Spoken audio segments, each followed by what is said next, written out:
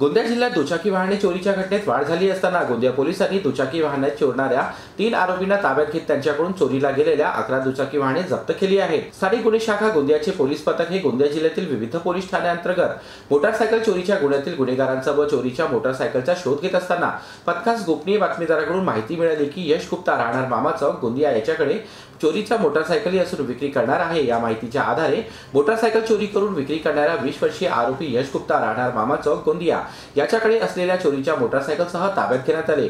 तसेच ताब्यात असलेल्या चोरीच्या मोटारसायकल याबाबत सखोल चौकशी विचारपूस केली असता त्यांनी 21 वर्षीय आरोपी लोकेश रेणाईत राहणार खापर्डे कॉलनी गोंदिया आणि 23 वर्षीय आरोपी राहुल लिल्लारे राहणार अंगूर बगीचा गोंदिया या तिघांना ताब्यात घेत चौकशी केली असता आरोपी क्रमांक 1, 2 व 3 यांनी पोलीस ठाणे रामनगर, रावणवाडी, गोंदिया शहर हद्दीतून तसेच भंडारा व नागपूर जिल्ह्यातून मोटारसायकल चोरी करून आणल्याचे निष्पन्न झाले।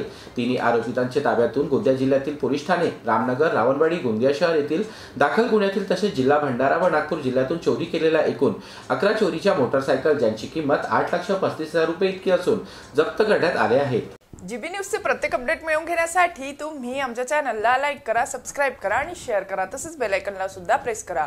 आपला जिल्हा, आपली बातमी, जीबी न्यूज गोंदिया।